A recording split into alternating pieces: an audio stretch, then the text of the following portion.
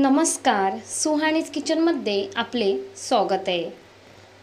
उकळत्या पाण्यामध्ये हिरवी मिरची घालून तर पहा, चविष्ट आणि झणझणीत अशी रेसिपी आज आपण पाहणार आहोत। तर व्हिडिओ स्किप न करता शेवटपर्यंत नक्की पहा।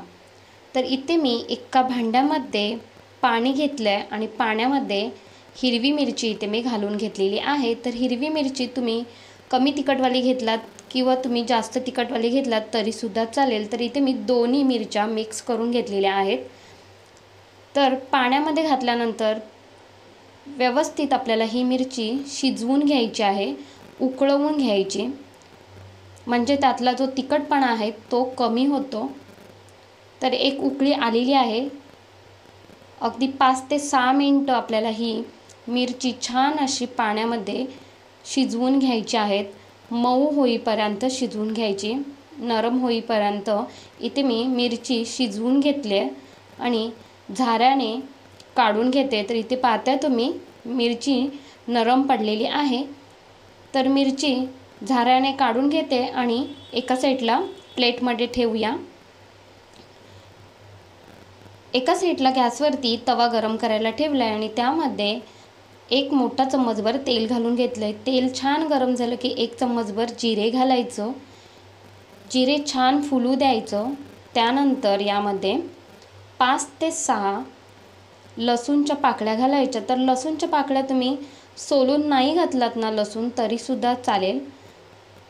त्यानंतर यामध्ये आपल्याला एक मोठा आकाराचा उभा चिरलेला कांदा यामध्ये घालून घ्यायचा। कांदा छान असा तेलामध्ये परतून घ्यायचा आहे।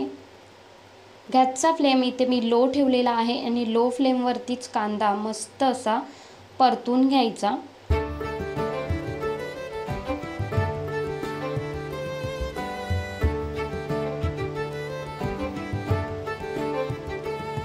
तर 7 ते 8 मिनिटं असाच आपल्याला कांदा छान असा परतून घ्यायचा आहे। माझी रेसिपी थोडी जरी तुम्हाला आवडली असेल तर एक लाईक करा आणि सबस्क्राईब करायला विसरू नका।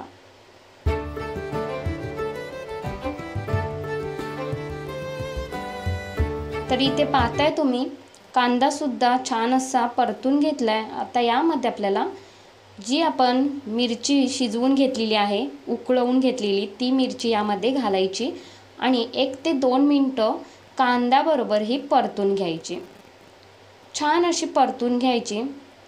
तर ही रेसिपी तुम्ही एकदा नक्की करून पहा, चवीला भन्नाटच लागते ही मिरचीची रेसिपी। तर गॅस बंद करून घेतलाय आणि हे थंड झाल्यानंतर एका मिक्सरच्या भांड्यामध्ये घालून घेतले सर्व आणि यामध्ये आपल्याला चवीनुसार मीठ घालून घ्यायचं आहे। मीठ घातल्यानंतर यामध्ये शेंगदाणे घालायचे। तर शेंगदाणे मी भाजून घेतलेत आणि ते पाव वाटी इथे मी घालून घेते। थोडीशी कोथिंबीर घालून घ्यायची। जर तुमच्याकडे कोथिंबीरचे देठं असतील ते तुम्ही यामध्ये घातलात तरी सुद्धा चालेल। तर आज आपण मिरचीचा खरडा किंवा मिरचीचा ठेचा तुम्ही याला बोलू शकता, अप्रतिम चवीचा हा मिरचीचा खरडा तयार होतो। तर हे मिक्सरमधून जाडसर वाटून घ्यायचं, असं खडबडीत वाटून घ्यायचं, बारीक वाटायचं नाही, जाडसर वाटून घ्यायचं। तर इथे मी छान असं जाडसर वाटून घेतलं आहे। इथे पाहताय तुम्ही मस्त असं जाडसर वाटून घेतलेलं आहे। तर इथे आपला मिरचीचा खरडा तयार झालेला आहे। चवीला खूप छान आणि मस्त लागतो हा मिरचीचा खरडा। तर या मिरचीच्या खरड्यासोबत तुम्ही 1 ते 2 भाकऱ्या जास्त खाल एवढे मी 100% सांगते।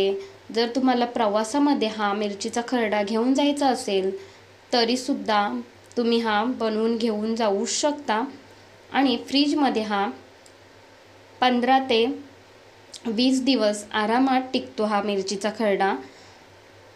तर तुम्ही माझ्या पद्धतीने एकदा नक्की ही रेसिपी करून पहा, खरंच खूप छान आणि झटपट तयार होते।